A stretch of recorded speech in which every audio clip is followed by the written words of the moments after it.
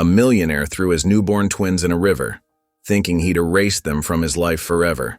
18 years later, he gets a call that stops him cold. The voice on the other end? Calm, familiar, and chilling. We're the sons you left to die. Now his darkest secret is back, smarter, stronger, and watching his every move. How did they survive? What do they want now? And what will happen when the man who tried to erase his past is forced to face it, alone? Before we get into the story, comment below where in the world you are watching from today. And if you like this story, don't forget to subscribe. The storm came without warning, rolling across the river like a dark curtain.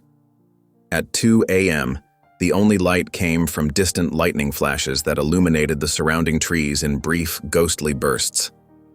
Victor Hale stood motionless on the empty riverside road, his expensive black coat growing heavier with each passing minute as the rain soaked through the fabric. In his arms, he held a small reinforced box. It wasn't much larger than a picnic basket, but it was specially made. Waterproof seals around the edges, carefully placed air holes, and a weight distribution that would ensure it sank quickly and evenly.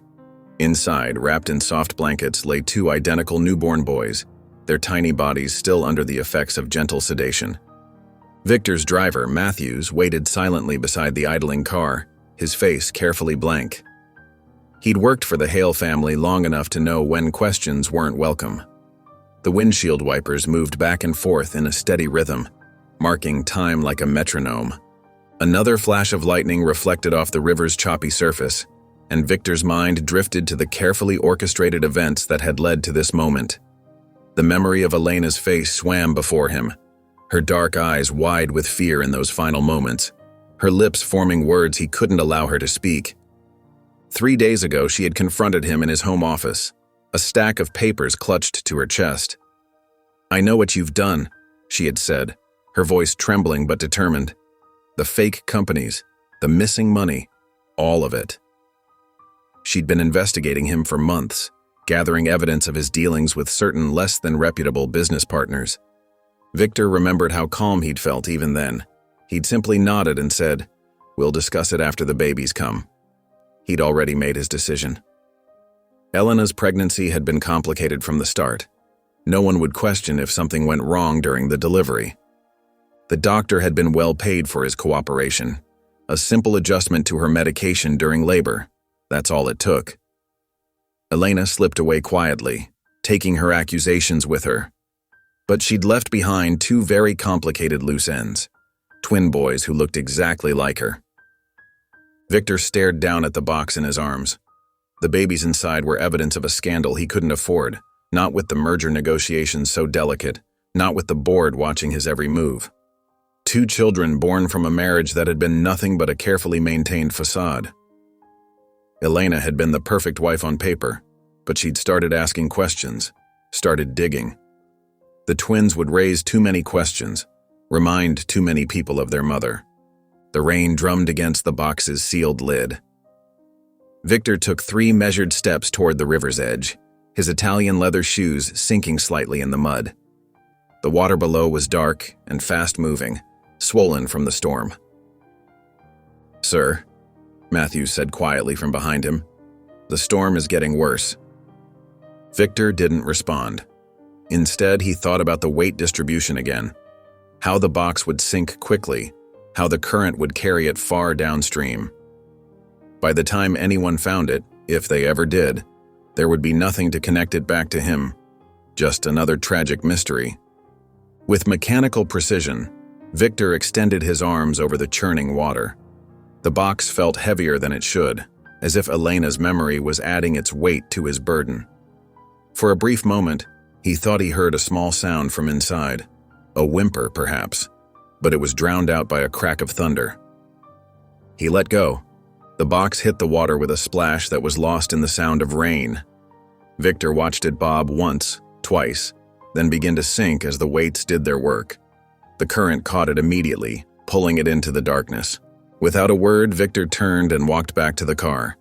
Matthews held the door open, and Victor slid into the dry interior, leaving wet prints on the leather seats. As Matthews pulled away from the riverside, Victor didn't look back. He was already thinking about tomorrow's board meeting. But the river had other plans. Beneath the churning surface, the box tumbled through the current. It struck something hard, a jagged rock formation hidden beneath the water, and the impact sent a hairline crack running along one of the seals. Water began to seep in, but so did precious air, creating a pocket just large enough to make a difference. The current carried the box downstream, past the expensive riverside homes, past the industrial areas, and into the more remote stretches where the river wound through woods and forgotten places.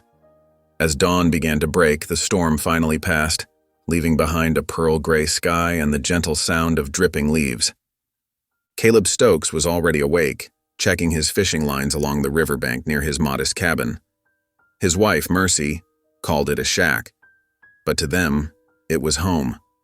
They'd chosen this life of solitude years ago, finding peace in the rhythm of the river and the silence of the woods. He noticed something caught in the reeds near the bank, something that didn't belong among the usual river debris. The box had lodged itself there, half submerged in the shallow water.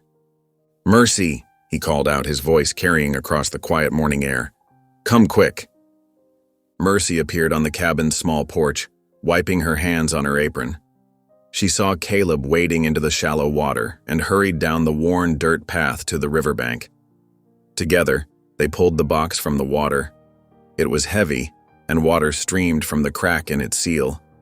"What in the world?" Mercy muttered, her hands working at the latches. The lid opened with a soft click, and Mercy's scream shattered the morning silence. Inside, wrapped in wet blankets, lay two identical baby boys. Their skin was pale and cool to the touch, but as Mercy reached in with trembling hands, she felt it, the faint but steady rise and fall of their tiny chests. "They're breathing," she whispered, tears streaming down her face.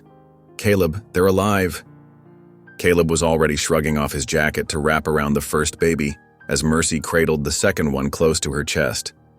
The twins began to stir, their first weak cries carrying across the river like a promise of survival against impossible odds. A gentle morning fog rolled across the river, turning the world into a soft, gray painting. Inside the Stokes' rustic cabin, the crackling fireplace cast dancing shadows on rough-hewn walls. Mercy sat in her old rocking chair, cradling both newborns against her chest. The chair's familiar creak kept time with her gentle swaying as she carefully fed the twins with bottles warmed in a pot of hot water. Across the room, Caleb worked methodically at the wood stove, boiling more blankets in a large pot. Steam rose in lazy curls, adding to the warmth of their one-room home. The cabin was simple. No telephone lines ran to their isolated stretch of river, no satellite dish perched on the metal roof, and the nearest neighbor was miles away through dense forest. "They're so small," Mercy whispered, her voice thick with emotion. She touched one baby's cheek with a gentle finger. "Who could do such a thing?" Caleb lifted another blanket from the boiling water with a wooden spoon, his movements careful and precise. "We need to think this through," he said, his voice low and steady. The right thing would be to contact the authorities. Mercy's rocking stopped abruptly. "And then what?" Her arms tightened protectively around the babies. "They'll be put into the system, separated maybe, or worse, sent back to whoever tried to—" She couldn't finish the sentence. "We don't know the whole story," Caleb said, but his tone had softened. He hung the steaming blanket on a line strung across the room's corner. "I know enough." Mercy's voice was firm now. "I know someone put these babies in a box and threw them in the river. I know they meant for them to—" She swallowed hard. "They're here now. They found us. That has to mean something." Caleb moved to stand beside the rocking chair, placing a weathered hand on his wife's shoulder.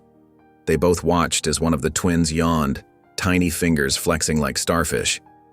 The other baby made a soft cooing sound, eyes fluttering open to reveal dark irises that seemed to hold all the wisdom of the world. "We could give them a life here," Mercy continued softly. "A good life. Safe. Away from whatever darkness tried to claim them." The fire popped, sending sparks up the chimney. Outside, a morning bird called to its mate. Caleb squeezed Mercy's shoulder gently. Evan, he said suddenly. We could call this one Evan. He touched the quieter baby's head. And this one. He looked at the other twin, who was now squirming energetically. Elias, Mercy finished. Evan and Elias. The names seemed to settle into the cabin's warm air, feeling as natural as the river's flow outside. And so it began. The days that followed blended together in a blur of sleepless nights and busy days. Mercy fashioned diapers from soft old flannel shirts, washing them in the river and hanging them to dry in the sun. Caleb built a crude crib from spare lumber, lining it with the softest blankets they owned. The twins grew stronger each day, their cries becoming more vigorous, their appetites more demanding. Mercy learned to tell them apart by the smallest details. The way Evan's left ear had a tiny fold, how Elias always kicked his right leg first when excited. Weeks turned into months. The seasons changed around their little cabin, but inside, time was marked by milestones instead of calendars. First smiles, genuine and bright, appeared one morning over breakfast. First laughs rang out during bath time in a metal tub by the fire. First teeth arrived with sleepless nights and teething rings carved from clean, smooth branches. Caleb and Mercy moved through their new life with quiet determination. They never spoke of the past, never mentioned the box by the river. Instead, they poured their love into every moment, creating a world where the twins would know only safety and belonging. The boys learned to crawl on the cabin's wooden floor, racing each other to reach toys made from carved wood and smooth river stones. Their first steps happened within hours of each other. Elias first, bold and determined, followed by Evan's more cautious but equally successful attempt. First words came next. Mama and Papa echoed through the cabin, making Mercy cry happy tears as she stirred soup at the stove. The twins developed their own language too, a secret code of gestures and sounds that only they seemed to understand. 3 years passed like water flowing downstream. The tiny babies from the river grew into sturdy toddlers, their dark eyes bright with curiosity and mischief. They ran along the riverbank, their laughter mixing with the sound of rushing water and singing birds. Mercy sat with them on the cabin's small porch, pointing to letters in old books saved from her teaching days. The twins soaked up knowledge like sponges, often finishing each other's sentences as they sounded out words. Evan would sit for hours, carefully tracing letters in the dirt with a stick, while Elias preferred to act out the stories they read, turning their small yard into grand adventures. Caleb taught them about the river, how to read its moods, where the fish liked to hide, which berries were safe to eat along its banks. He showed them how to hold fishing poles with their small hands, how to wait patiently for a bite. Evan would watch the water with intense focus while Elias would count clouds and make up stories about their shapes. They never questioned their place in this world. To the twins, the cabin by the river was the center of their universe, as natural as breathing. They didn't know about the box, the storm, or the desperate act that had brought them here. They didn't need to. In their minds, they had always been exactly where they were meant to be, with Caleb and Mercy in their snug cabin by the river, surrounded by love that was as steady as the current and as deep as the water itself. The autumn morning air was crisp and clean, carrying the sweet scent of fallen leaves. Outside the cabin, the steady rhythm of Caleb's whetstone against steel broke the morning quiet. He sat on an old stump, methodically sharpening his axe with practiced strokes while keeping one eye on the twins. Evan and Elias, now 9 years old, worked together hauling split logs from the woodshed. Their dark hair caught the morning sun as they moved back and forth with armfuls of firewood. Though identical in appearance, their differences showed in how they worked. Evan moved with careful precision, stacking each piece neatly by the cabin wall. Elias tossed his loads with more haste, eager to finish and move on to something else. "Slower, Elias," Caleb called out, not looking up from his work. Wood stacked poorly is wood wasted. Inside the cabin, warmth from the wood stove filled the single room. Mercy sat at the rough-hewn table with a worn library book open before her. The twins had hauled in the last of the wood and now sat on either side of her, their breath still quick from the morning's work. "The Rocky Mountains stretch over 3,000 miles," Mercy read, her finger tracing the lines of text. "They form a natural barrier between—" She paused, looking at Evan. "Between what, sweetheart?" "The east and west," Evan answered promptly, his eyes fixed on the faded map in the book. And why are mountains important to know about? Mercy asked, looking between both boys. For navigation, Evan said quietly. They're like nature's compass. Elias fidgeted in his chair. But what's on the other side, in the cities? His dark eyes were bright with curiosity. The book shows buildings taller than trees. Mercy's smile faltered slightly. We're focusing on natural landmarks today, Elias. Now let's talk about reading elevation markers. But Elias wasn't listening anymore. His mind wandered to the mysterious world beyond their stretch of river, beyond the forests they knew so well. He'd seen pictures in the old books, streets filled with cars, windows that glowed at night, crowds of people moving like schools of fish.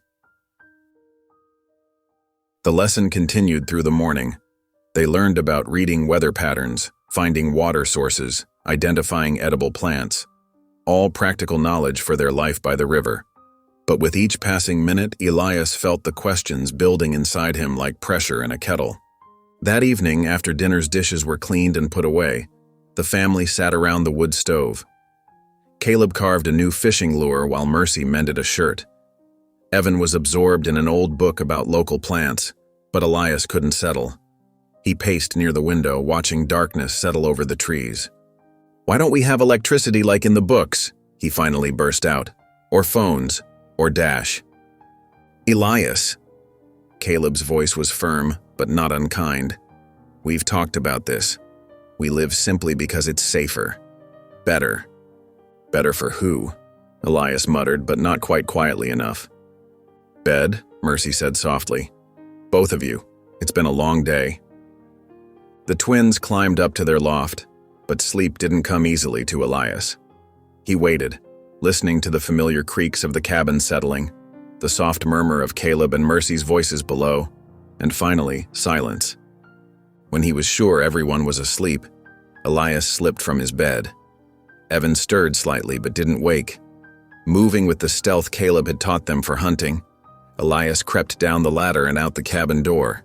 The night air was cold against his face as he made his way to Caleb's tool shed. He'd stolen an old flashlight earlier, hiding it under his shirt. Now its beam cut through the darkness as he eased the shed door open. The shed smelled of oil and metal. Tools hung in neat rows on the walls. But Elias was looking for something specific. He'd glimpsed it once when helping Caleb organize, something that didn't fit with the other tools. There, behind a stack of old crates, a radio. It was dusty and old, but when Elias slipped in the batteries he'd collected from discarded flashlights, a small red light blinked to life. His heart pounding, Elias turned the volume down low and carefully twisted the dial. Static filled his ears, then voices, real voices from the outside world, crackled through the speaker. He moved the dial slowly, catching fragments of conversation, music he'd never heard before, words that meant nothing to him. Then, market news. Victor Hale's tech empire continues its unprecedented expansion, with stock prices. The name struck something in Elias like a bell ringing in an empty room. He didn't understand what stocks were, or what kind of empire didn't have a king, but that name, Victor Hale, it felt important somehow. What are you doing? The voice behind him made Elias jump. He spun around to find Caleb filling the shed doorway, his expression hard to read in the darkness. I just wanted... Elias fumbled for words, but Caleb was already moving forward. With careful movements, he took the radio from Elias's hands and switched it off. The sudden silence felt heavy.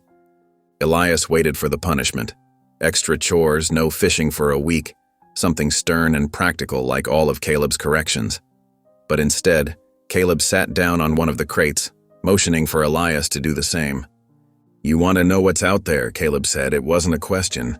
That's natural, but it's also dangerous. Why? Elias asked, his voice barely a whisper. Caleb was quiet for a long moment, looking at the radio in his hands. When he spoke, his voice was different, not the voice he used for teaching about fishing or tracking, but something deeper. Listen carefully, he said. If you ever leave this place, and I mean ever, don't do it half prepared. Learn everything you can first. every skill, every piece of knowledge, then act. He fixed Elias with a steady gaze. Understanding comes before action. Always. Elias nodded slowly, feeling the weight of Caleb's words settle into his bones. Now, Caleb stood, placing the radio on a high shelf. Back to bed. We start splitting logs at dawn. As Elias crept back to the cabin, he could hear Caleb securing a lock on the shed door. The radio was now out of reach, but something else had taken root in its place, a seed of curiosity that no lock could contain, and a name that echoed in his mind like a distant thunder, Victor Hale. The winter wind howled through the trees, carrying ice-cold snowflakes that stung any exposed skin. Evan and Elias worked in sync, their axes rising and falling in an alternating rhythm. At 15, they had grown tall and lean, their muscles hardened by years of physical labor.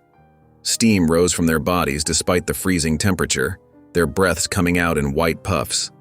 "Last load," Evan called out, his voice barely carrying over the wind. He noticed Elias's movements becoming sluggish, unusual for his typically energetic brother. Elias nodded, but his face had grown pale. As he raised his axe for another swing, his hands trembled. The axe slipped, missing the log entirely. He stumbled, catching himself against the chopping block. "I don't feel right," Elias mumbled, his words slurring slightly. Before Evan could reach him, Elias's knees buckled, and he collapsed into the snow. "Elias!" Evan dropped his axe and rushed to his brother's side. Heat radiated from Elias's skin despite the cold. Rolling up his brother's sleeve, Evan found an angry red streak running up Elias's arm from a deep splinter wound. "Caleb! Mercy!" Evan's shout carried across the clearing. Within moments, both adults emerged from the cabin, their faces tight with concern. Mercy's hand flew to her mouth when she saw Elias lying in the snow. "Blood poisoning," she whispered, examining the infection. "We need antibiotics." Caleb's jaw clenched. He and Mercy exchanged a loaded look, one that held years of careful isolation and protected secrets. But watching Elias shiver in the snow, their decision was made for them. "The clinic in Miller's Creek," Caleb said grimly. "It's our only choice." They wrapped Elias in blankets and carried him to their old truck, rarely used except for emergency supply runs. The drive took nearly 2 hours on winding back roads, Mercy holding Elias in the back seat while his fever climbed higher. The clinic was a small, weathered building with flickering fluorescent lights. A tired-looking nurse led them to an examination room, her eyes widening at Elias's temperature reading. "He needs immediate treatment," she said, efficiently hooking up an IV. "And we'll need to do a blood transfusion. I'll take samples for typing." Evan hovered near his brother's bed while Caleb and Mercy spoke quietly in the hallway. The nurse returned with equipment, drawing blood from Elias's arm and labeling the vials. "I'll run these to the lab," she said, her shoes squeaking on the linoleum floor as she left. In the small lab down the hall, the nurse entered Elias's blood type into the database. A sudden ping made her frown. On the screen, a red flag appeared. "Genetic match found. Donor alert. Victor Hale." A technician glanced over her shoulder. Victor Hale. That's weird. Guy's been in the news lately. Some big tech merger or something." The nurse quickly closed the screen, but the damage was done. Evan, who had stepped into the hallway for water, froze at the mention of the name. When the nurse returned, he tried to ask about it, but she brushed past him with practiced efficiency. "Your brother's responding well to the antibiotics," she said, checking Elias's vitals. "The transfusion will help with the infection." Hours passed. The fever slowly broke, color returning to Elias's face. By evening, he was awake and alert enough to travel home. Back at the cabin, Evan helped Elias settle into bed, his mind racing with questions.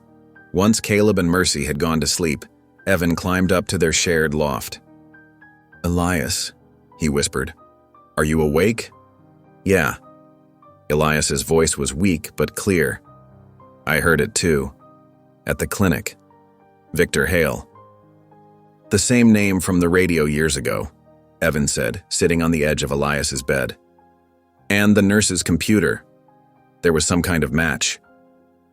Elias pushed himself up on his elbows, wincing slightly. We need to ask Caleb and Mercy about where we came from. The next morning, they found Caleb chopping wood, making up for yesterday's unfinished work. They approached him together, shoulder to shoulder. Caleb, Elias started, his voice steady despite his lingering weakness. Are we adopted? The axe paused mid-swing. Caleb's face remained carefully neutral, but something flickered in his eyes. What makes you ask that? Please, Evan said quietly. We need to know the truth. Caleb set the axe down slowly, buying time. When he finally spoke, his voice was gentle but firm. You're our boys. That's all that matters. The twins knew it was a lie. They could see it in the way Caleb wouldn't quite meet their eyes, in the careful choice of words that answered nothing. That night, after the cabin had grown quiet, Elias slipped out of bed. His arm still ached where the infection had been, but determination drove him forward. From beneath his mattress, he pulled out an old notebook, one he'd been saving for something important. By moonlight streaming through the loft window, Elias opened to the first page. With deliberate strokes, he wrote the name that had haunted him for years, Victor Hale. His pencil moved in a slow circle around the words, turning them into a target, a mystery to be solved. What are you doing? Evan whispered from his bed. Making a plan, Elias replied, not looking up from the notebook. We're going to find out who Victor Hale is and why his name was in that hospital computer. Evan said nothing, but Elias could feel his twin's eyes on him as he continued to circle the name, pressing harder with each loop until the pencil nearly tore through the paper. The attic creaked under Elias's careful movements as he settled into his usual spot, a small clearing among dusty boxes and forgotten furniture. Moonlight filtered through a tiny window, but he relied on his flashlight, keeping its beam low to avoid detection.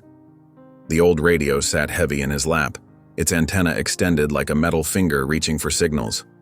Beside him lay the notebook, open to the first page where Victor Hale's name stood out in bold circles.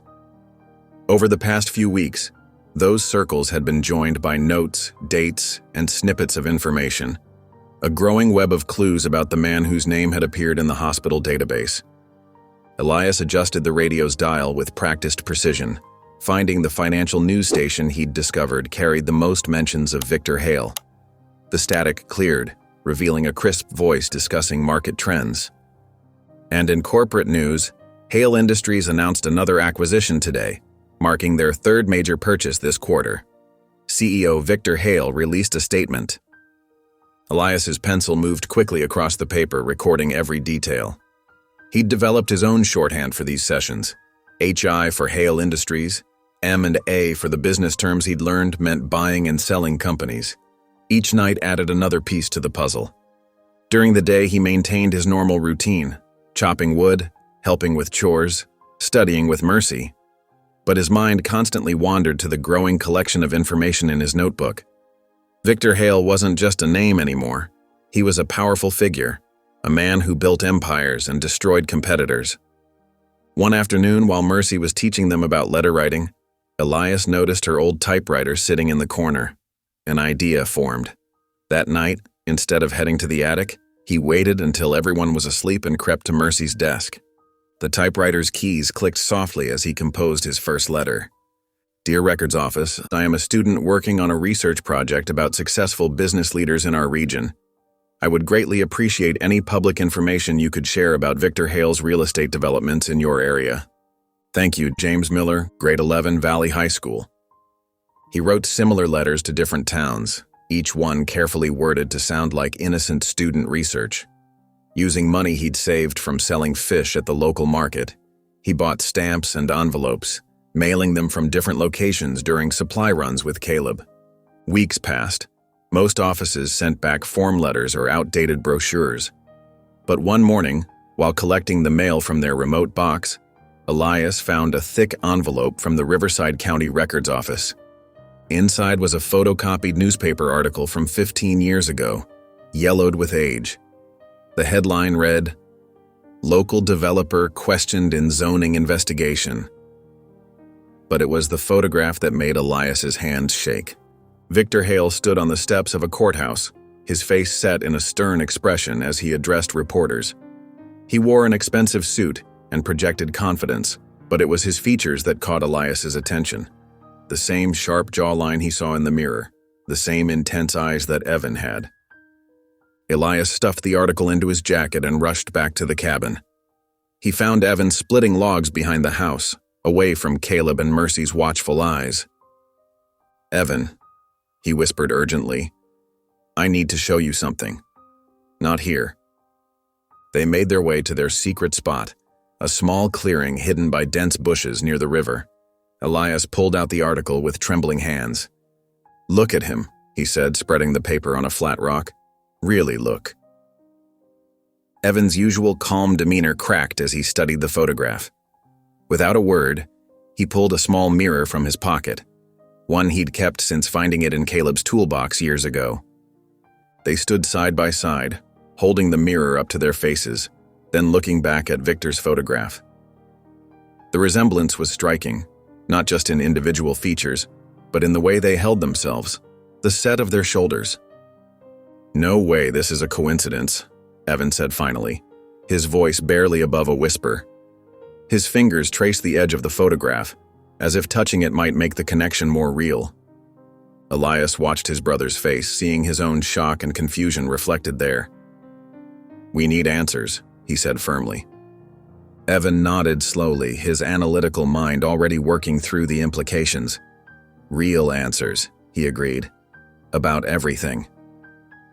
They sat in silence for a long moment, the photograph between them, the mirror reflecting their faces that now carried the weight of a discovered truth. The river flowed quietly behind them, the same river that had brought them to this life, and now seemed to be pulling them toward another. The shed's door creaked softly as Evan and Elias slipped inside after dinner. They'd waited until Mercy started her evening reading, and Caleb settled into his woodworking, their usual routine that offered the perfect cover. The small space smelled of motor oil and old paper, illuminated only by their carefully shielded flashlights. Evan moved with practiced efficiency, pulling out the boxes they'd discovered hidden beneath tarps and old tools. Each contained fragments of the outside world, yellowed newspapers, outdated magazines, and books with cracked spines. Elias reached for the radio, handling it like a precious artifact. "We need to be quick tonight," Evan whispered, spreading out their growing collection of notes on a workbench. "Caleb's been watching the shed more closely." Elias nodded, carefully turning the radio's dial to minimize static. They'd learned to keep the volume just loud enough to hear but quiet enough to avoid detection. While Elias monitored the airwaves, Evan methodically sorted through their latest findings. Their system had evolved over weeks of secret meetings. Evan cataloged everything chronologically, creating timelines and connections. Elias focused on the broader picture, looking for patterns and coincidences that might reveal deeper truths. The radio offered its usual mix of news and commentary, but tonight Elias had a different target. He'd discovered that the late-night hours sometimes carried reruns of old programs, interviews, and stories that might hold fragments of their past. Meanwhile, Evan hunched over a stack of papers, his flashlight beam dancing across the pages. He'd been systematically searching through printouts from their rare trips to the local library, where they'd managed to access public computers during supply runs. "Look at this," Evan said suddenly, his voice tight with excitement. He pushed a wrinkled printout toward Elias. It was a blog post dated 15 years ago. The formatting was basic, the kind of personal website that had largely disappeared from the modern internet. The author identified herself as a retired nurse, Sarah Martinez, who had worked at St. Michael's Private Hospital. Elias leaned closer, his heart pounding as he read. "Some nights I still hear her screams. Not the normal ones. We heard those every day in the maternity ward. These were different. She knew something was wrong, kept saying they were watching her. Security guards outside her door, supposedly for her protection. Her husband, always there with his cold eyes and colder smile. I remember her name, Elena Hale. She was having twins." The post continued, describing the night Elena went into labor. The details were clinical at first, but then took a dark turn. She was terrified, but not of the pain. She kept trying to tell me something between contractions, something about files, about money that wasn't clean. Then they made me leave, said it was hospital policy. When I came back from my next shift, she was gone just like that. They said she died, but she was afraid. Not of dying, of him. The twins stared at each other in the dim light. The radio's soft static filled the silence between them. Elena Hale, Elias whispered, the name feeling strange on his tongue. Our mother. Evan's hands trembled as he carefully folded the printout. She knew, he said quietly. She knew what he was going to do. The weight of this revelation pressed down on them like a physical force. All their research, all their suspicions, crystallized into a terrible clarity. Victor Hale hadn't just abandoned them. He'd orchestrated their mother's death and tried to erase all evidence of their existence. They sat in stunned silence until a noise outside startled them. Footsteps on gravel, Caleb's heavy tread. We need to know, Elias said suddenly, standing up. All of it. Now. Evan gathered their evidence with quick, decisive movements. Together. Together! They emerged from the shed just as Caleb rounded the corner. He stopped short, taking in their serious expressions and the papers clutched in their hands. Behind him, warm light spilled from the cabin's windows where Mercy's silhouette moved across the curtains. Inside, Caleb said quietly, recognizing something final in their stance. All of us. Mercy looked up from her book as they entered, her smile fading as she read the atmosphere. The twins stood shoulder to shoulder, their collected evidence spread out on the worn kitchen table. The hospital blog post, Victor's photograph, their notes and timelines. We know about Elena Hale, Evan said, his voice steady despite the emotion churning beneath the surface. We know she was our mother. Mercy's face went pale. Caleb moved to stand beside her, his expression guarded but not surprised. Tell us the truth, Elias demanded, his hands pressed flat against the table. All of it. Silence filled the cabin. The fire crackled in the hearth, casting dancing shadows on the walls. Mercy opened her mouth, then closed it again, looking to Caleb. Please, Evan added, softer but no less intense. We deserve to know. Caleb's shoulders sagged slightly, as if releasing a long-held burden. Sit down, he said, pulling out chairs for everyone. But the twins remained standing, united in their need for answers. Mercy tried first, her voice catching, We only wanted to protect you. No more protection, Elias cut in. No more lies. Caleb looked at the evidence spread before them, then at the boys he'd raised as his own. His next words came slowly, heavy with truth. They were going to drown you. You floated to us instead, and we never let you go. The simple statement hung in the air, confirming everything they'd pieced together. The river's distant sound seemed to grow louder, as if responding to its role in their story. Without a word, the twins turned and walked out of the cabin. The cold night air hit their faces as they made their way to the riverbank, the place where their lives had both ended and begun. They stood there, shoulder to shoulder, staring at the dark water flowing past. The river moved eternally onward, carrying secrets in its depths, just as it had carried them 15 years ago. Behind them, the cabin's warm lights beckoned, but they remained rooted to the spot, processing the weight of everything they'd learned. Neither spoke. They didn't need to. The truth they'd discovered was too vast for words, too heavy for immediate discussion.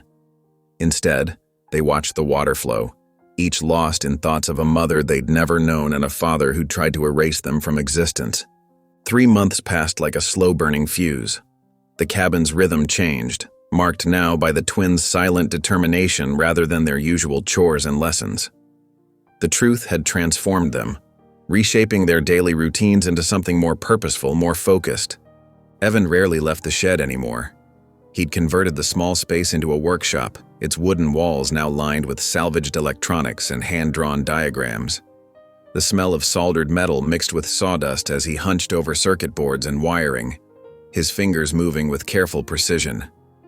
Books on coding and computer architecture, scrounged from library sales and thrift stores, lay open around him, their pages marked with detailed notes. Meanwhile, Elias pushed his body to its limits under Caleb's watchful eye. Their training sessions started before dawn, when the river mist still clung to the ground. Caleb taught him how to move silently through the woods, how to read terrain and track movement, how to become invisible in plain sight. The lessons were wordless most times, just Caleb's subtle gestures and Elias's quick understanding. "Again," Caleb would say, watching Elias navigate the makeshift obstacle course they'd built in the forest. The course changed daily. Ropes appeared in different trees, paths shifted, new challenges emerged. Elias learned to adapt, to think 3 moves ahead to find advantages in every situation. In the shed, Evan's project took shape. He'd started with an old radio, carefully dismantling it to understand its components. Then came the broken computer, rescued from the town junkyard during one of their supply runs. It was outdated, damaged, but Evan saw potential in its parts. He stripped it down, studying each component, learning its purpose. "The key is isolation," he explained to Elias one evening, gesturing to the growing assembly of parts on his workbench. "We need to gather information without leaving traces. No internet connection, no digital footprint." The machine he built looked nothing like a normal computer. Its casing was made from scavenged metal sheets, carefully bent and welded. Inside, a complex network of modified circuits and repurposed components worked together in ways their original designers never intended. Evan called it Echo, a system designed to collect and analyze data without making a sound of its own. Elias contributed by bringing back useful parts from his training exercises in town. He'd learned to move through the local electronics store like a ghost, pocketing small components while Caleb distracted the clerk with legitimate purchases. Each piece added to Echo's capabilities. The breakthrough came when Evan discovered a cache of old satellite data stored on discarded hard drives. He spent weeks writing code to decrypt and sort through the files, looking for specific dates and locations. The work was painstaking, but Evan's patience never wavered. "Look at this," he said one night, calling Elias into the shed. The makeshift screen flickered with grainy images, satellite views of their region from 15 years ago. Evan had overlaid weather data from the night of their birth, creating a timeline of storm patterns and cloud cover. Elias leaned closer, studying the images. "Can you track vehicles?" Evan nodded, typing commands into the jury-rigged keyboard. "Some satellites captured infrared signatures. I cross-referenced them with leaked GPS logs from private vehicles, looking for specific models, specific times." The screen changed, showing a series of heat signatures moving along roads. Most were random traffic, but one path stood out, a luxury vehicle following an unusual route along the river late at night. "There," Evan pointed. The timestamp matched their birth records exactly. The vehicle stopped at a specific point along the river for several minutes before continuing on. Elias's hands gripped the edge of the workbench. "That's him. That's the spot." Evan zoomed in on the location. Despite the grainy quality, they could make out the vehicle's shape. It matched the model Victor Hale was known to use at that time, according to their research. "Final proof," Evan said quietly. His fingers moved across the keyboard again, pulling up a different screen. Victor Hale's face appeared, a recent photograph from a business magazine. He looked older than in the earlier photos they'd found, but his eyes held the same cold calculation. The twins sat in the darkness of the shed, illuminated only by Echo's screen and the faint glow of indicator lights from the assembled hardware. Victor's image stared back at them, unaware that the sons he'd tried to erase were watching. "He won't see us coming," Elias said, his voice barely above a whisper. Evan's response was equally quiet. "He'll never hear us either." Echo had begun. The morning sun hadn't yet cleared the treetops when Evan and Elias shouldered their backpacks. Each pack contained only the essentials, a change of clothes, basic toiletries, and carefully wrapped components from Echo that they couldn't risk leaving behind. The rest of their makeshift system was hidden safely in the shed, ready to be accessed remotely once they established themselves in the city. Mercy stood in the cabin doorway, her hands twisting the edge of her worn apron. Her eyes were red-rimmed, but she hadn't shed any tears. She'd spent the night baking them extra bread and packing dried meat, refusing to acknowledge the finality of their departure until this moment. "You don't have to do this," she said, her voice catching. "Whatever you're looking for. Maybe some things are better left in the past." Elias stepped forward and hugged her tightly. She smelled like fresh bread and wood smoke, the scent of home. "We need to know the truth," he whispered. "All of it." Evan joined the embrace, more reserved but just as sincere. When they pulled away, Mercy pressed a small envelope into Evan's hand. "Emergency money," she explained. "Don't argue. Just take it." Caleb emerged from the shadows of the porch. He'd been watching silently, his face unreadable. The twins turned to face him, expecting resistance or a lecture about the dangers ahead. Instead, he simply looked at them with understanding in his weathered features. "Don't forget who raised you," he said quietly. "Or why." The words hung in the morning air, heavy with meaning. They weren't just about gratitude or loyalty.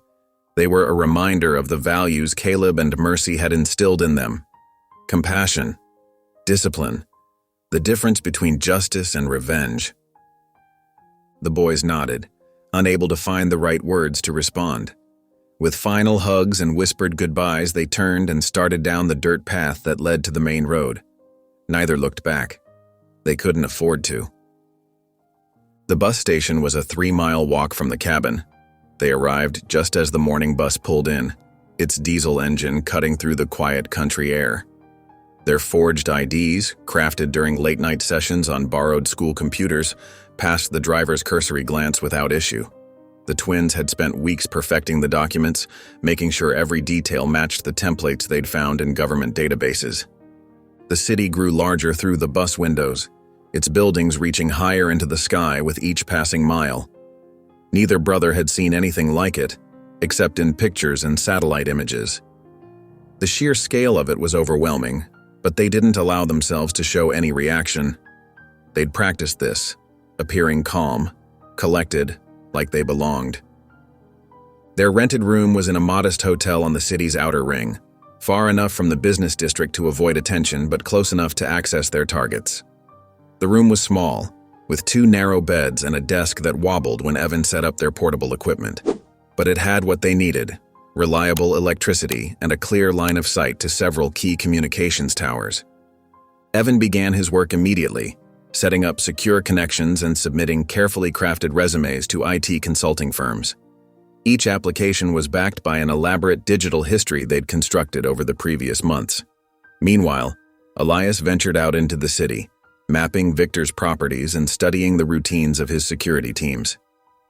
The guards changed shifts at regular intervals, Elias reported one evening, spreading his notes across the desk.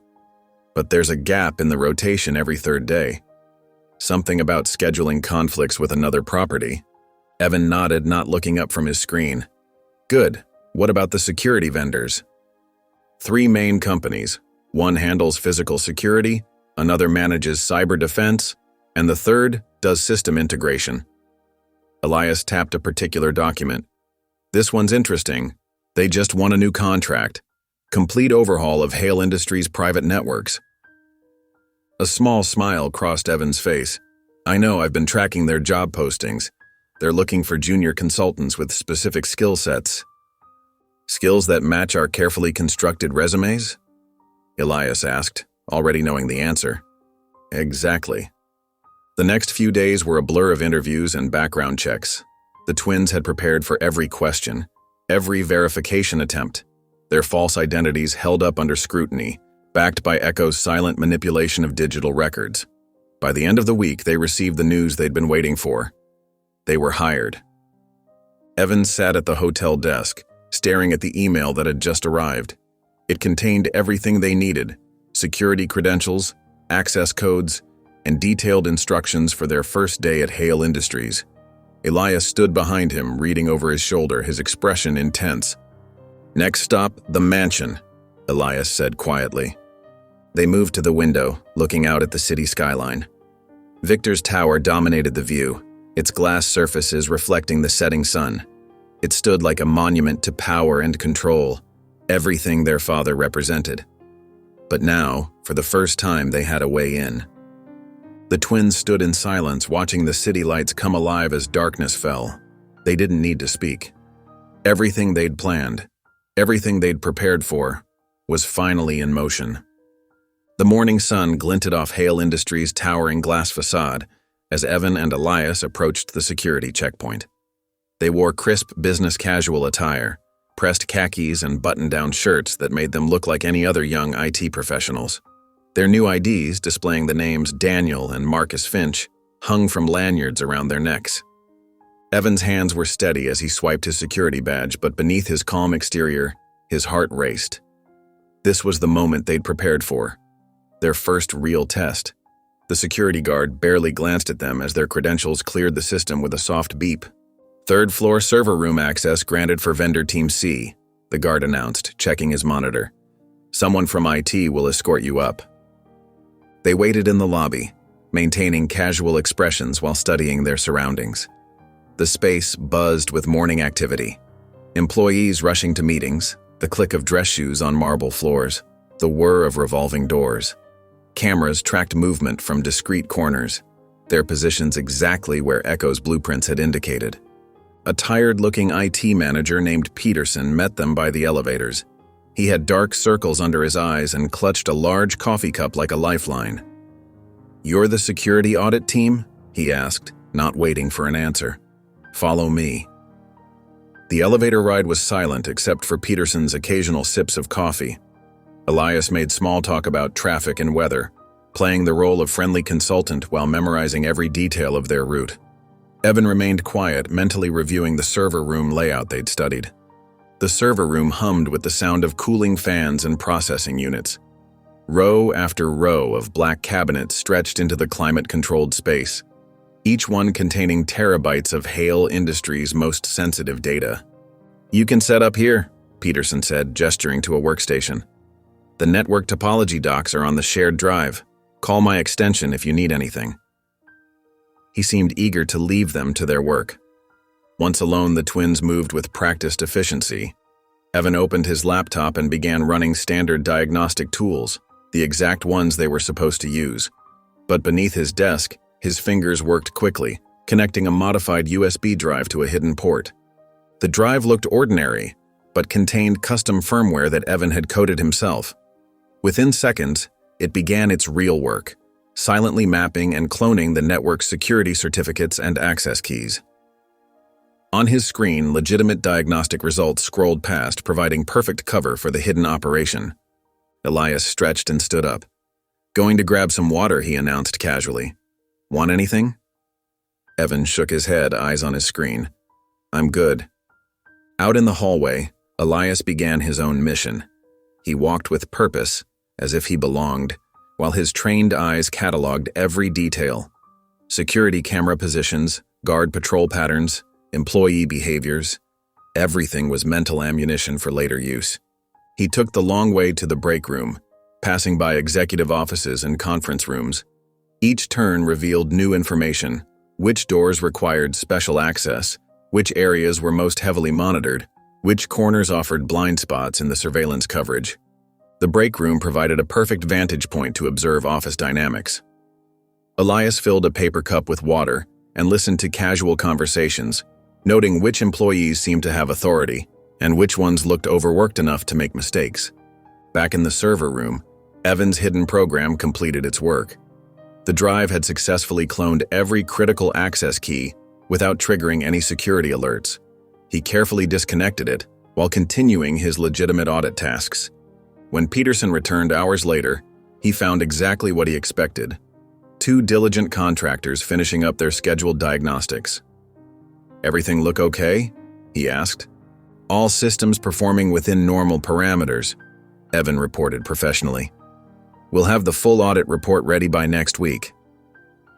The twins packed up their equipment with methodical care, making sure the modified drive was well hidden among standard tools. They signed out at security and walked calmly to the street, maintaining their professional demeanor until they were safely away from the building's cameras. The ride back to their apartment was tense with unexpressed excitement. Neither spoke until they were inside with the doors locked and windows covered. Only then did they allow themselves to acknowledge what they'd accomplished. Evan immediately connected the drive to their system. Echo's interface came alive with streams of decrypted data, access codes, security certificates, network maps, and communication protocols. Everything they needed to penetrate Victor's digital fortress. Elias stood behind his brother's chair, watching the information flood the screen. His eyes gleamed with intensity as he recognized what this meant. "This is the beginning," he said quietly. Evan's fingers flew across the keyboard, organizing and analyzing the stolen data.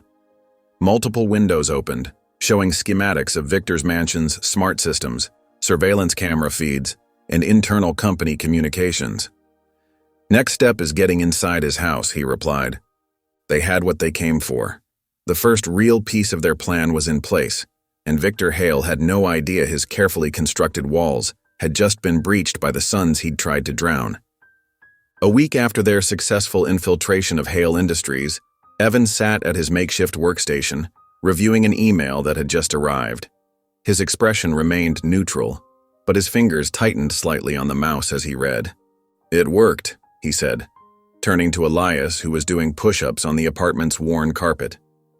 "The security audit report I submitted included those concerns about integrated systems vulnerability. They took the bait." Elias stood up, wiping sweat from his forehead with the back of his hand. "What exactly did they say?" "The mansion's security upgrade has been fast-tracked. We've been specifically requested due to our thorough understanding of their network architecture." Evan's voice carried a hint of satisfaction. "They want us there tomorrow morning." The brothers spent the evening preparing their equipment and reviewing the mansion's layout one final time. Each piece of gear was carefully selected and modified, legitimate tools hiding carefully crafted infiltration software. They packed everything into professional-looking cases, making sure nothing would raise suspicion at a security check. The next morning arrived clear and cold, the twins dressed in matching dark suits, their contractor badges displayed prominently. They looked like any other young professionals heading to work, but beneath their composed exteriors, both felt the weight of the moment. The Hale mansion stood isolated on a private hill, surrounded by manicured grounds and multiple layers of security. As their company-provided car approached the main gate, Evan noticed at least 3 different types of scanning systems integrated into the entrance checkpoint. The guard verified their credentials against a tablet. "Mr. Hale is currently away on business," he informed them. "But Ms. Chen, his personal assistant, is expecting you." They were waved through to a circular driveway that led to the mansion's imposing front entrance. The building was a modern masterpiece of glass and steel, its windows reflecting the morning sun like mirrors. Security cameras tracked their movement from discrete mounting points along the walls. The front door opened before they could ring the bell. Mira Chen stood in the doorway, dressed in a tailored black suit that matched the mansion's sleek aesthetic. Her dark hair was pulled back in a precise bun, and her expression was professionally neutral as she greeted them. "Daniel and Marcus Finch," she confirmed, consulting her tablet. "Thank you for coming on such short notice. Please, follow me." They followed her through the mansion's main floor, their footsteps echoing on polished marble. The interior was minimalist and expensive, with abstract art pieces placed at calculated intervals. Everything spoke of control and power. "The main security hub is this way," Mira explained, leading them down a corridor. "Mr. Hale has requested a complete upgrade of all integrated systems while he's attending the Dubai summit. The work needs to be completed before his return next week." The security hub was a state-of-the-art command center with multiple monitoring stations and a central server rack. Evan immediately began setting up his equipment, appearing focused on the task at hand. "I'll need to run some preliminary scans," he explained to Mira. "It might cause brief interruptions in some systems." She nodded. "That's fine. I'll be in my office if you need anything." She paused at the door. "The upper floors are private areas, but you can access them if necessary for the upgrade." Just please log any entry in the security system." Once she left, the twins exchanged a quick glance. They had maybe 6 hours to complete both their official work and their true mission. Evan's fingers flew across the keyboard as he began the legitimate security upgrade. Simultaneously, he initiated the hidden programs that would create their backdoor into the mansion's systems. Lines of code scrolled past as Echo began integrating itself into the network's architecture. "I'm going to check the wireless access points upstairs," Elias announced loudly enough for any listening devices to pick up. He grabbed a signal tester from his bag and headed for the main staircase. The upper floor was silent and still. Elias moved efficiently from room to room, pretending to test signal strength while actually mapping the layout. When he reached Victor's office, he paused. The space was immaculate. A massive desk faced floor-to-ceiling windows with a view overlooking the city below. His trained eyes quickly spotted what they were looking for: a drawer marked with the Hale family crest, an intricate design of intertwined serpents. He pulled out his phone and captured several detailed images of the lock mechanism and insignia. Meanwhile, Evan had successfully embedded Echo into the mansion's mainframe. The program was now dormant, waiting for their signal to wake up and take control of every networked system in the house. They completed their official upgrade work with professional efficiency. Mira checked in periodically, but her attention seemed divided between them and constant incoming messages on her tablet. As evening approached, they packed up their equipment and presented Mira with detailed documentation of the upgrade. "Everything's running smoothly now," Evan assured her. "The new security protocols are fully integrated." She walked them to the door, still maintaining that polite distance. "Thank you for your work. Our security team will review the changes and contact you if there are any issues." The drive back to their apartment was silent, both brothers lost in thought about what they'd accomplished. Once inside their secure room, Evan immediately connected to their private network and pulled up Echo's interface. "Ready?" he asked, fingers hovering over the keyboard. Elias nodded, standing behind his brother's chair. Evan entered the activation sequence. On multiple screens, they watched as Echo came alive inside the mansion's systems. Security camera feeds appeared, showing empty hallways and quiet rooms. A blueprint of the house materialized, with every networked device now marked as a controllable point. Testing their access, Evan sent a command. On the security feeds, they watched as lights flickered in sequence through the mansion's corridors. Cameras smoothly rotated, responding to their control. Door locks engaged and disengaged silently. "We're inside now," Evan said softly, his voice barely above a whisper. Elias stared at the screens, at their perfect view into Victor's private world. "Let's wake him up." The evening air was crisp as Victor's private car pulled up to the mansion's gates. After 2 weeks in Dubai securing new investors, he was exhausted but satisfied. The deals he'd closed would add millions to his already considerable fortune. The security system scanned his vehicle with its familiar green light, and the gates opened smoothly, welcoming their master home. Inside the mansion, the silence wrapped around him like a familiar blanket. Victor preferred minimal staff presence, especially in the evenings when he needed space to decompress. He loosened his tie with a practiced motion and headed straight for the study, where crystal decanters waited on a polished sidebar. The fire was already lit. Mira always ensured everything was perfect for his return, anticipating his needs without being told. He poured himself 2 fingers of aged scotch, savoring the amber liquid as it caught the firelight, and settled into his favorite leather armchair by the fireplace. The flames cast dancing shadows across the room's dark wood panels, creating patterns that had soothed him for years. Victor closed his eyes, letting the day's tension begin to fade as the warmth of the fire caressed his face. The television mounted above the fireplace suddenly flickered to life with a soft electronic hum. Victor's eyes snapped open, irritation crossing his features. He hadn't touched the remote. He glanced around, wondering if he'd accidentally sat on it. The screen remained black for a moment. Then an image appeared that made his blood run cold and his heart skip a beat. It was a photograph, grainy but clear enough to be unmistakable. A man in a black coat stood by a riverbank at night, rain falling around him, shoulders hunched against the downpour. Victor recognized himself immediately. It was from that night, 18 years ago. But that was impossible. There had been no cameras, no witnesses. He had made absolutely sure of that, had checked and double-checked.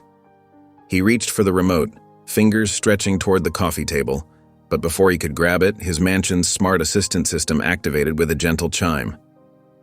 "Welcome home, Mr. Hale," said a voice that wasn't the standard AI. "Would you like me to pull up your private files?" Victor froze, Scotch glass halfway to his lips, his throat suddenly dry. That wasn't the normal prompt. The system shouldn't even be active without his direct command, let alone offering access to his confidential information. "System off," he ordered sharply, his voice cutting through the quiet room. Instead of shutting down, a new voice filled the room. Female, software, achingly familiar, like a ghost from the past. "Victor." The glass slipped from his fingers, shattering on the hardwood floor with a crash. Scotch spread across the expensive boards like spilled blood, seeping into the grain of the wood. It was Elena's voice, his dead wife's voice. "This isn't possible," he whispered, rising from his chair, his legs unsteady beneath him. Screens throughout the study suddenly came alive, his laptop, his tablet, even the digital picture frames that displayed carefully curated family photos. Each display began showing different documents, bank statements from his Cayman accounts, records of deals that had never been officially filed, transfers to shell companies that shouldn't exist on paper. Every secret, every carefully hidden transaction from the past 2 decades began scrolling across the screens, exposing the foundation of lies his empire was built upon. Victor lunged for his laptop, fingers flying across the keyboard as he tried to force a shutdown. Nothing responded to his touch. He grabbed his phone to call security, but the screen only showed more damning financial records, as if someone had reached into his digital life and turned it inside out. The mansion's lights began to flicker, creating an eerie strobe effect that made the room feel like it was closing in around him. Victor's breathing became shallow as he watched years of carefully constructed walls crumble in front of him, his perfect world disintegrating pixel by pixel. The secure phone line on his desk, the one connected only to internal systems, began to ring, its shrill tone cutting through his panic. Victor stared at it, his hand trembling slightly as he reached for the receiver. No one should be able to access that line without his direct authorization. It was supposed to be impenetrable. He lifted the phone to his ear but said nothing, holding his breath. "Hello, Victor." The voice was male, young, controlled, with a coldness that sent chills down his spine. Victor's jaw clenched, but he remained silent, unwilling to give whoever this was the satisfaction of a response. "We are Evan and Elias." A second voice joined the first, similar but with a harder edge, burning with barely contained fury. The names meant nothing to him, but something in their tone made his spine stiffen. There was a familiarity there he couldn't place, like looking at a distorted reflection. "You threw us in the river 18 years ago." Victor's face went ash white. The Scotch glass crunched under his feet as he took an involuntary step backward, fragments of crystal embedding in his expensive leather shoes. "Now you'll answer for it." Without a word, Victor slammed the receiver down, but his hands wouldn't stop shaking. He stared at the screens still displaying his secrets, at the photograph of himself by the river, at the evidence of that night he'd tried so hard to erase from history and memory. The twins he'd tried to dispose of had survived, and now they had found him, emerging from the shadows of the past to bring his carefully constructed world crashing down around him. Victor paced his study like a caged animal, his polished shoes clicking against the hardwood floor. Every few steps he glanced at the screens that had displayed his secrets the night before. They were normal now, but he didn't trust them. He didn't trust anything anymore. His hand shook as he lifted his phone and dialed the head of security. "Thompson? You and Martinez are terminated, effective immediately."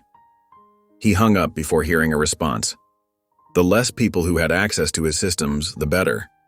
Reaching for his private contact list, Victor's fingers traced down to a name he hadn't called in years. Samuel Chen, digital forensics specialist. The kind of person who didn't ask questions and didn't leave paper trails. The call was brief, clinical. "I need a complete sweep. Today. Whatever it costs. Mira knocked on his door with his morning schedule, but Victor barely looked up. She noticed the dark circles under his eyes, the way his tie hung slightly crooked, details that seemed small but spoke volumes about her usually impeccable employer. "Sir, your 9 o'clock is waiting in the conference room." "Cancel everything," Victor snapped, then caught himself. "Reschedule. I have an urgent matter to attend to." Mira's pen hovered over her tablet. "Should I inform the board about—" "No one needs to know anything," he cut her off, "and just handle it." Once alone, Victor moved to the large safe hidden behind an oil painting. His fingers spun the dial with practiced precision. Inside, everything appeared untouched. His most sensitive documents, backup drives, and personal items lay exactly as he'd left them. He checked every folder, every USB drive, looking for any sign of tampering. Nothing seemed out of place, but that didn't calm his nerves. Those voices on the phone had known things they shouldn't have known, had accessed systems that should have been impenetrable. Victor barely slept that night, jumping at every creak and shadow in his massive house. When morning came, he dragged himself to his office earlier than usual, wanting to get ahead of whatever game was being played. He stopped dead in his tracks at the sight of his desk. There, centered perfectly on the polished mahogany surface, sat a small black box, no bigger than his palm, wrapped in simple matte paper with no markings or cards. Victor's throat went dry. His security system hadn't triggered. No alarms, no alerts. Someone had gotten in and out without leaving a trace. With trembling fingers, he lifted the lid. The breath caught in his throat. Inside, nestled on black velvet, lay his signet ring. The heavy gold band gleamed in the morning light, the Hale family crest still perfectly etched into its surface. Victor's mind flashed back to that rainy night by the river. The last time he'd seen this ring, he'd assumed it had slipped off his finger while lifting the box, lost forever in the dark water. But here it was, 18 years later, delivered to his desk like a message from the grave. Underneath the ring lay a single printed note, 2 words in stark black text. "We remember." Victor sank into his chair, the ring clutched in his fist. They weren't just trying to expose his business dealings. This was personal. This was about that night. Hours later, during his lunch meeting with overseas investors, Victor could barely focus on the conversation. His words came out distracted and clipped, very unlike his usual smooth demeanor. Mira, standing quietly in the corner taking notes, noticed every detail. The way he kept touching his jacket pocket, where she'd seen him slip that mysterious ring. The slight tremor in his hand as he lifted his water glass. The darting glances at his phone as if expecting another message. When the investors left, she approached his desk. "Mr. Hale, is everything all right? You seem unsettled." "I'm fine," he said sharply, but his fingers unconsciously moved to his pocket again. The ring slipped out slightly, catching the light. Mira's pen stopped moving mid-word. She recognized that ring, had seen it countless times in old photographs while doing research on the Hale family history. But more importantly, she remembered it from that night 18 years ago, when she'd been a young nurse at the private hospital where Elena Hale had given birth. And died, or so they'd been told.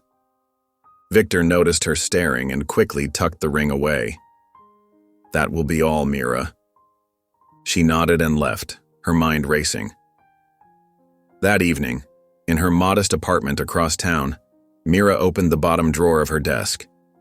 Hidden beneath old files was a locked box she hadn't opened in years. Inside lay a single photograph worn at the edges from handling. Elena Hale sat in a hospital bed, her face tired but radiant, holding 2 tiny bundles. Twin boys, barely an hour old. Mira had taken the picture herself, breaking hospital protocol because Elena had begged her, as if she'd known she wouldn't get another chance. The next day, Elena was dead, the babies were gone, and Victor Hale's influence had ensured no questions were asked. Mira carried the photograph to her laptop. With trembling fingers, she pulled up the consultant files from the recent security upgrade project. 2 faces stared back at her from their ID photos, the young men who called themselves Daniel and Marcus Finch. She zoomed in on their features, then looked at the babies in the old photograph. The same nose, the same distinctive Hale family brow. "No," she whispered, her hand covering her mouth. "It can't be." But she knew it was. The twins hadn't died that night. They had survived, grown up, and now they were here, right under Victor's nose. The next morning, Mira arrived at work early. Her hand was steady as she composed a meeting request on her tablet. Subject line: Private Consultation Review. Recipients: Daniel and Marcus Finch. She hesitated only a moment before pressing send. After 18 years of carrying this secret, it was time for the truth to come out. The notification popped up on Evan's laptop with a soft ping. He'd been monitoring their alias email accounts through Echo's secure network, watching for any suspicious activity from Victor's end. But this message wasn't from Victor. "Elias," he called quietly, his eyes fixed on the screen. "Come look at this." Elias moved from his makeshift workout corner where he'd been doing push-ups and leaned over his brother's shoulder. The message was brief but clear. "I know who you are. We need to talk. Alone. No traps. One chance only." The twins exchanged glances. They'd been careful around Victor's assistant during their infiltration, maintaining their cover perfectly. But something in her message felt different from a security threat. "It could be a trap," Evan said, his fingers already moving to trace the email's path through their security protocols. "Victor might be using her to draw us out." Elias paced the small apartment, his mind working through the possibilities. "No, there's something else here. Did you see how she watched us that day in the mansion? Not with suspicion, with recognition." "That's exactly why we should cut contact," Evan argued, turning in his chair. "Recognition means exposure. We're not ready for that yet." But Elias wasn't listening. He was remembering the way Mira had paused when handling old files in Victor's office, how her hands had lingered over certain dates, certain photographs. "She knows something, Evan, something we need." "It's too risky," Evan insisted, but his voice held less conviction now. "If we meet her and it goes wrong, then we make sure it can't go wrong," Elias cut in. He pulled up a chair next to his brother. "Public place, broad daylight. Echo running full surveillance on every angle. We go in disguised and unarmed, make it clear we're there to talk, not fight." Evan's fingers drummed on the desk as he considered. Finally, he nodded. "The cafe on 7th Street. Good sight lines, multiple exits, heavy foot traffic. Echo can tap into their security feeds and the traffic cameras on both corners. They sent their response through a bounced server. Tomorrow. 2 p.m. Cafe Blue on 7th. The next day, the twins arrived separately, 30 minutes early. Evan wore thick-rimmed glasses and a business casual outfit that made him blend in with the lunch crowd. Elias chose a college student look. Hoodie, backpack, wireless earbuds that actually connected to Echo's surveillance feed. They took different tables, appearing to be strangers. Evan opened a laptop, pretending to work while actually monitoring Echo's security feeds. Elias sat with a textbook, his position giving him clear views of both entrances. Mira arrived exactly at 2 p.m. She wore a simple blue dress and carried only a small purse, making it clear she wasn't hiding anything threatening. Her steps were measured as she walked to the counter, ordered a green tea, and then moved deliberately to sit at the table between the twins. "Thank you for coming," she said quietly, her eyes moving between them. There was no uncertainty in her gaze, no question about their identities. Instead, her composed expression cracked slightly, showing a deep emotion neither twin had expected to see. She didn't ask if they were Elena's children. She didn't demand proof or explanation. She simply looked at them, her eyes growing wet, and said, "You have her eyes." Elias felt his chest tighten. Evan's fingers stopped moving on his keyboard. "I was there the night you were born," Mira continued, her voice barely above a whisper. "I was a nurse at the private hospital, but more importantly, I was Elena's sister." The twins stared at her, processing this revelation. Evan's mind raced through their research. How had they missed this connection? After Elena's... Mira paused, choosing her words carefully. Accident. Victor moved quickly. The hospital staff was paid off. The investigators were silenced. Anyone who asked questions found themselves transferred or terminated. I knew what really happened. Knew my sister had been afraid, had been trying to expose something about Victor's dealings. She took a shaky breath. So I changed my identity. Got the right credentials. Worked my way into Victor's company. I've spent 18 years watching him, waiting, hoping to find some trace of you both. But you disappeared so completely. We were found, Elias said softly, by good people. Mira nodded, wiping quickly at her eyes. I never stopped looking, never stopped hoping. And now here you are, right under his nose, making him face what he did. She reached into her purse slowly, telegraphing her movements. From inside, she withdrew a sealed envelope, aged but carefully preserved. Elena left this with me the day before she died. She made me promise to keep it safe, to pass it on if you ever found your way back. With trembling hands, she placed the envelope on the table. The paper was yellowed, the seal unbroken. On the front, in elegant handwriting, "For my sons." Evan picked up the envelope carefully as if it might crumble. Together, the twins opened it, unfolding the letter inside. Their mother's handwriting flowed across the page. My dearest boys.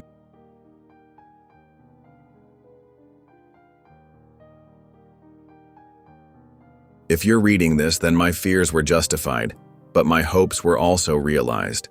I write this not knowing what will happen tomorrow, but knowing that your father is capable of terrible things to protect his secrets.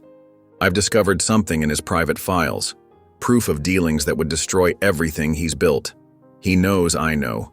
I've seen it in his eyes, in the way he watches me. I don't think I'll survive delivering you into this world, but I hope you do. I hope you survive, grow strong, and find your way back. Not for revenge. Revenge corrupts the soul. But for truth. For justice. To make him remember that every choice has consequences, that no secret stays buried forever. I love you, my sons. I've loved you since I first felt you move inside me, and I hope that somehow, somewhere, you'll grow up knowing love, even if it's not from me. I hope my sons live, I hope they return, and I hope they make him remember. All my love, Elena. The twins sat in their dimly lit apartment, the letter from their mother lying between them on the coffee table. Neither had spoken since leaving the cafe. The weight of Elena's words hung in the air, making even the soft hum of their computers seem intrusive. Evan moved first, carefully picking up the letter. His hands were steady, but his eyes betrayed the emotion he was holding back. He walked to their makeshift workstation where a modified scanner waited. We should get this into Echo, he said, his voice slightly rough. There might be more than just words here. Elias nodded, watching as his brother meticulously scanned each side of the paper, adjusting the settings to capture every detail, every slight indentation or mark that might hold meaning. The familiar routine of their work provided some comfort in the storm of emotions threatening to overwhelm them both. The high-resolution scan appeared on their main screen. Evan's fingers moved across the keyboard with practiced precision, running the image through Echo's enhanced analysis protocols. The system began breaking down the letter's components: paper type, ink composition, writing patterns. The soft blue glow of the monitor illuminated the concentration on his face. Look at this, Evan said, pointing to certain words in the letter. The way she wrote some of these characters, slight variations in pressure, tiny inconsistencies in the curves. His fingers flew across the keyboard, isolating specific sections, his breathing quickening with discovery. Elias leaned in closer, his shoulder brushing against his brother's. She knew someone would read her mail. She embedded a code question mark. Not just any code, Evan replied, his eyes scanning the data Echo was extracting. These patterns, they match filing systems used in old banking software, the kind Victor's earliest companies used for private transactions. A hint of admiration crept into his voice. Numbers began appearing on a secondary screen as Echo cross-referenced the hidden patterns with their archived data from Hale Industries' network. Account numbers, routing codes, file references that lined up perfectly with the company's most secure directories. The pieces were falling into place like a puzzle they'd been working on their entire lives. She was smarter than he ever knew, Elias said softly, watching as more connections formed on their screens. He placed his hand on his brother's shoulder, a rare gesture of physical connection between them. Echo's decryption protocols suddenly flashed red. A hidden folder had been detected in Victor's private network, one they hadn't been able to crack before. It was labeled simply with the letter E. Elena. Both brothers whispered simultaneously, the name filling the small room with reverence. Evan's hands moved faster now, directing Echo to focus its processing power on the encrypted folder. The patterns in Mom's letter, they're not just references, they're keys. She left us the exact sequence we needed. His voice held wonder and heartache in equal measure. As they worked, their secure phone buzzed. A message from Mira. "Sending you something important. Check the drop folder." The timing couldn't have been more perfect. New files began downloading into their system. Victor's personal schedule for the next 3 months, including private meetings not listed in any official calendar. IP logs from servers in the Cayman Islands, tracking money movements between shell companies they hadn't known existed. The evidence mounted with each passing second. But it was the last file that made them pause. Psychiatric evaluations from 15 years ago, marked confidential and sealed by court order. Victor had been seeing a therapist secretly in the years following Elena's death. The revelation stunned them both into momentary silence. His guilt was eating him alive, Elias said, scanning the reports, his voice a mixture of satisfaction and disgust. He tried to bury it under medication and therapy, but he never could shake it. Evan nodded, still focused on decrypting the E folder. The psychiatrist noted recurring nightmares. He kept seeing water, hearing crying. His voice trailed off, the implications too painful to voice aloud. Echo's decryption progress bar suddenly hit 100%. The E folder opened, flooding their screens with documents, photos, and video files. Everything Victor had tried to erase about Elena, but couldn't bring himself to completely destroy. Their mother's life, preserved in digital fragments, now laid bare before her son's. There were surveillance photos from their mother's last months alive, medical records showing suspicious treatments, financial transfers to doctors who later changed their testimonies. A complete trail of evidence showing how methodically Victor had planned and executed Elena's death. Each new piece of information was like a knife twisting deeper. But there was more. Echo found connections between these files and current operations. The same methods, the same pattern of eliminating threats and burying evidence. Victor hadn't stopped after Elena. He'd perfected his technique, leaving a trail of destruction in his wake. "It's all here," Evan said, his voice tight with controlled anger. "Not just what he did to Mom. Everything he's done since. Every person he's hurt. Every life he's ruined trying to build his empire." His hands trembled slightly, the only outward sign of the fury building inside him. Elias stood up and walked to the window, looking out at the city lights. When he turned back, his expression was cold and certain. "We've got enough to ruin him forever." The streetlights cast harsh shadows across his determined face. Evan's fingers paused over the keyboard. "Now let's decide how." The moment of decision had arrived, years in the making.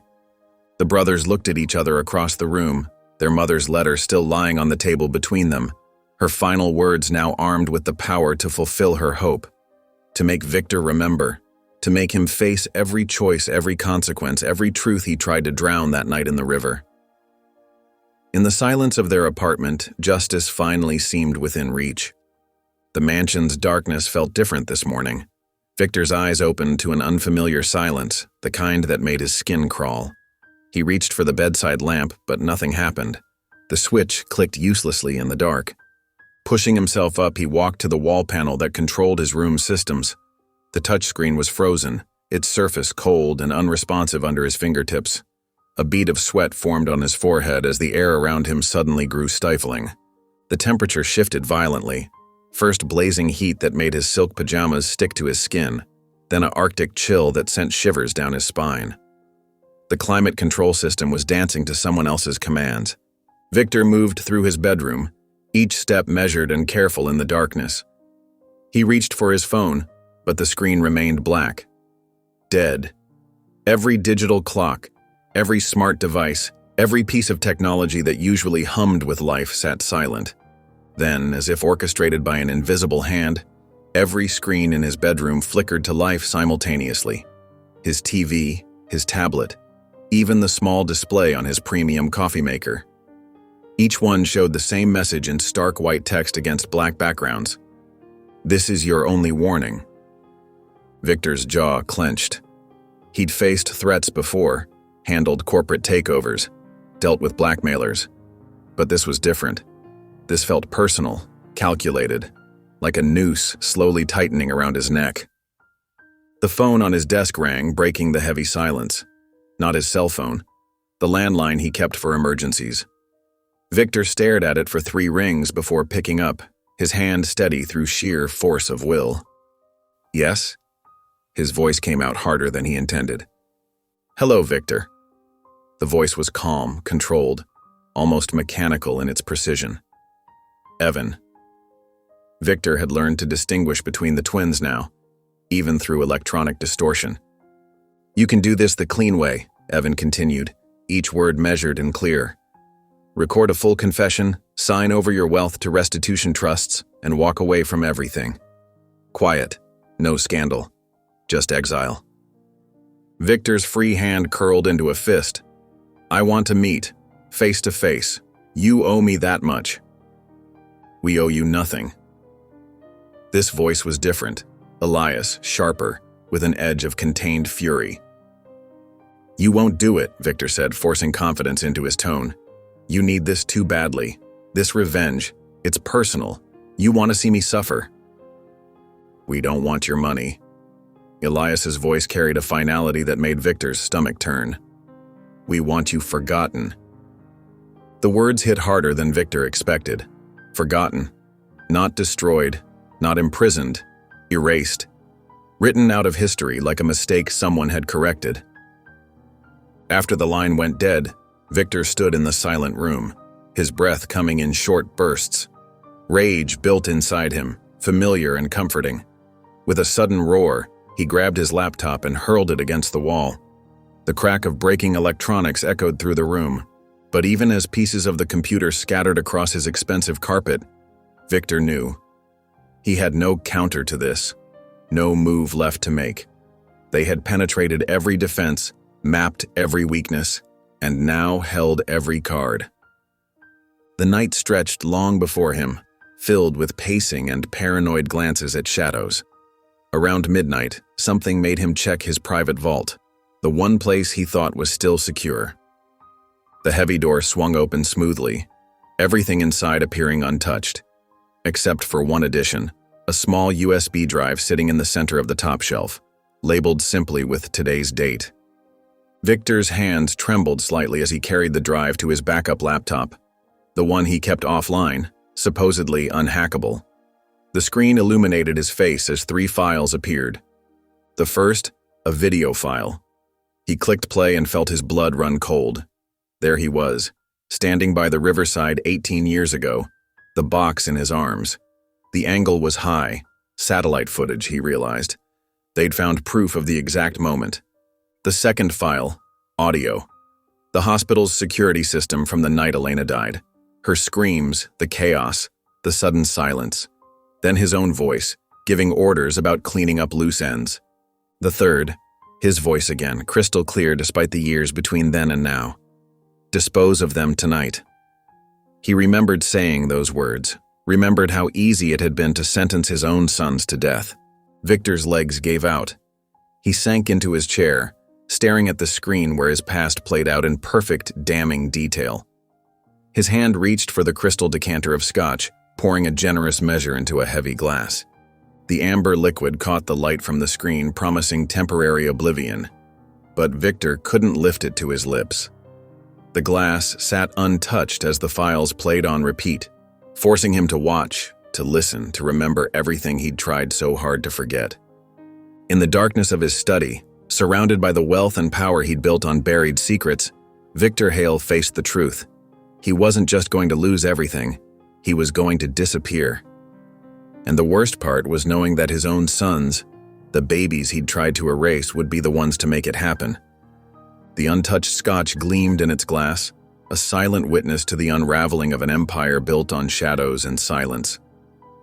The late afternoon sun cast long shadows through the mansion's windows as Mira walked through the familiar halls.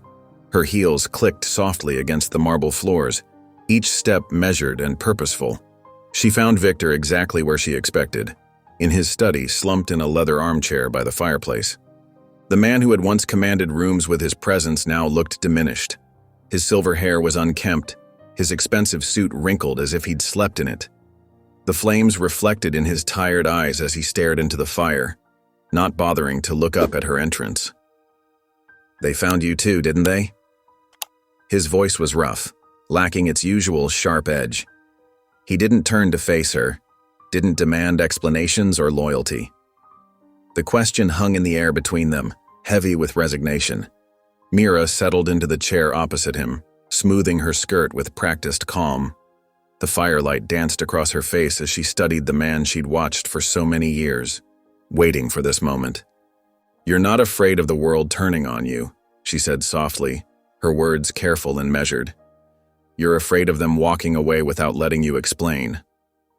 Victor's hand tightened on the armrest, his knuckles white against the dark leather. The silence stretched between them, broken only by the soft crackle of burning wood. "She made me believe they'd destroy me," he finally said, his voice barely above a whisper. A bitter smile touched his lips as he added, "And in the end, they did." Mira didn't respond. There was nothing left to say. She stood, straightened her jacket, and walked out, leaving Victor alone with the dying fire and his thoughts. Hours passed. The mansion grew quiet as staff departed for the night. Victor sat in his study until the fire burned down to embers, then slowly pushed himself to his feet. His steps echoed through empty halls as he made his way to his personal recording room. The small studio was state-of-the-art, designed for private video conferences and corporate announcements.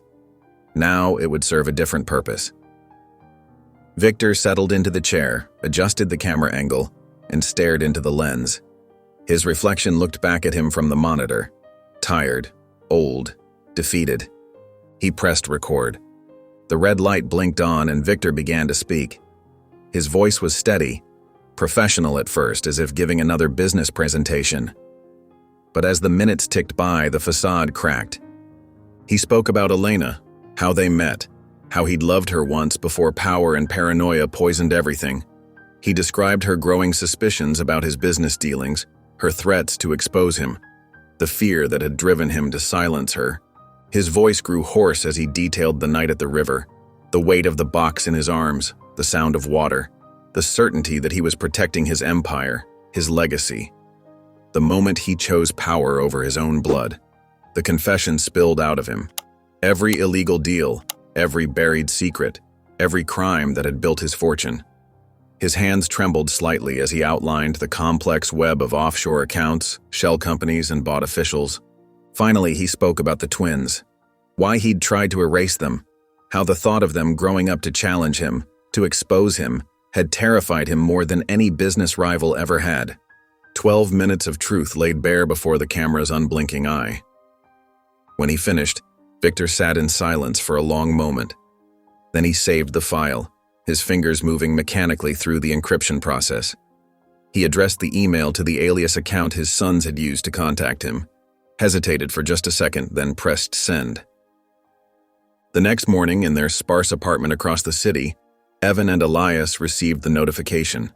They sat side by side at their desk, shoulders almost touching as Evan opened the file on their laptop. Victor's face filled the screen. They watched without speaking as their father confessed everything. Neither moved, neither looked away. They absorbed every word, every detail they had fought so hard to uncover. When the video ended, Evan closed the laptop with a quiet click. The sudden silence felt heavy in the small room. "That's enough," he said softly. Elias turned to his brother, his expression unreadable. "Do we leak it?" Evan shook his head slowly. "Number he gave it to us." That's all he had left. They looked at each other, understanding passing between them without words. Elias nodded once, then stood and retrieved a small safe from under their bed. He opened it carefully, placed the USB drive inside, and locked it. That night, they packed their few belongings quickly and efficiently. No trace remained of their presence in the apartment. No digital footprint marked their departure from the city. They simply vanished, as silently as they had arrived, leaving behind a father's confession locked away in darkness. The city was just beginning to stir as dawn painted the sky in soft oranges and pinks. Shadows still clung to the corners of buildings, but the first rays of sunlight caught the glass and steel of the towering skyscrapers, making them glow like distant beacons. Evan and Elias emerged from their apartment building, each carrying 2 well-worn backpacks. They had packed light. No computers, no tablets, no traces of the digital web they'd woven.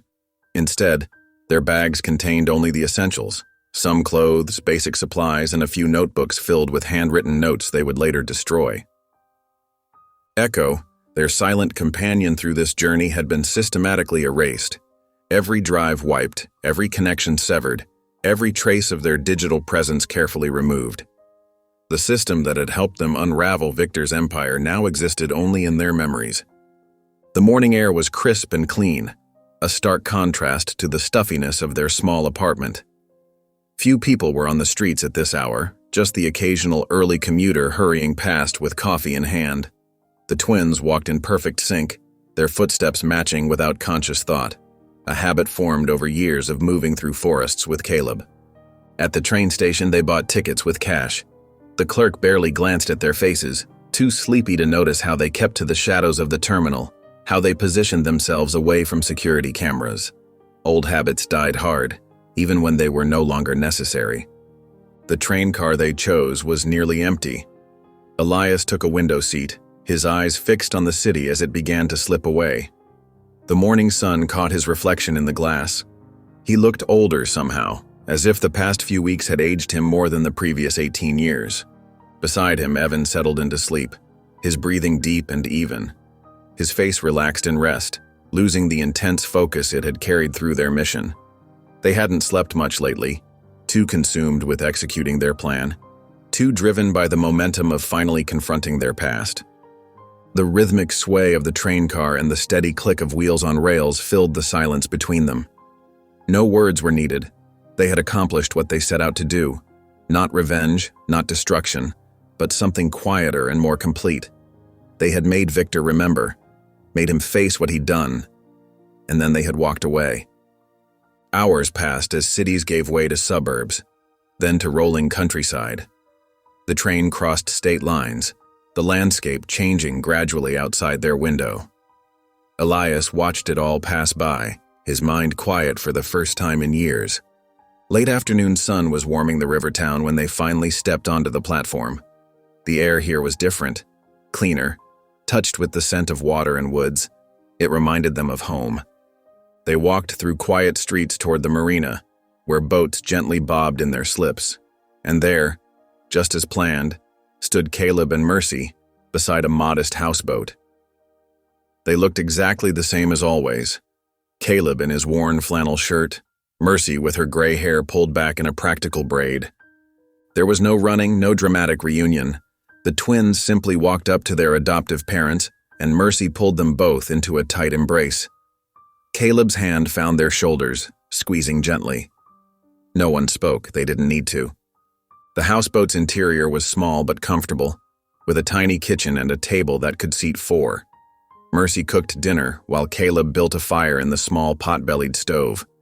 The familiar smell of wood smoke filled the cabin, and for a moment it felt like they were back in the riverside cabin where they'd grown up. Over a simple meal of fish stew and fresh bread, they finally began to talk. Not about Victor or their mission, but about simple things: the weather, the boat, plans for tomorrow. Later, as the sky darkened outside the boat's windows, Elias found Caleb on the deck, looking out over the water. "He knows now," Elias said quietly, his voice barely carrying over the gentle lap of waves against the hull. "That's enough." Caleb nodded, understanding in his silence. He had taught them well. Not just how to survive, but how to choose their battles, how to know when to walk away. Inside the cabin, Evan sat at the table, a single photograph in his hands. The edges were worn, the colors slightly faded. Victor and Elena, young and smiling, holding a baby. It was one of the only surviving pictures he'd found in the archives, a glimpse of what might have been in another life. Without a word, he stood and walked to the stove. The others gathered around as he held the photo over the flames. They watched in silence as the paper curled and blackened, the faces disappearing into ash. No one spoke of victory. No one tried to find meaning or closure in the moment. They simply stood together, watching the fire consume the last physical link to their past until only embers remained glowing in the darkness. The soft sound of water against the boat's hull filled the quiet cabin. Outside, stars began to appear in the darkening sky, their light reflecting off the river's surface. Peace settled over them, not the heavy peace of exhaustion, but the gentle peace of knowing they had done what needed to be done, and now they could rest. The morning fog rolled off the river, thin wisps of white dancing across the dark water. Victor sat in a weathered wooden chair on the porch of his small cabin, the same stretch of river before him where everything had changed 18 years ago. The morning chill seeped through his wool sweater, but he didn't move to go inside. He rarely did these days, preferring instead to face the cold and the memories it brought with it. The cabin was nothing like his mansion, just a simple one-room structure with basic amenities. A bed, a kitchen corner, a fireplace, and a few pieces of furniture he'd picked up from the local thrift store. No smart devices, no security systems, no staff. The electricity came from a small generator that hummed softly in the background, and the water from a well out back that required him to pump it himself each morning, muscles aching with the effort. He'd sold everything else, the mansion, the cars, the art collection, all gone within weeks of his retreat from public life. His name had been quietly removed from corporate documents, his board positions filled by others without fanfare or announcement. There had been no scandal, no exposé, no dramatic fall from grace. He had simply faded from relevance, like a photograph left too long in the sun, colors bleeding away until only the faintest outline remained. Some mornings he would take an old fishing rod down to the water's edge. He never caught much, and most days he didn't even bait the hook. The act of fishing was just an excuse to stand there, watching the current, remembering. The river hadn't changed.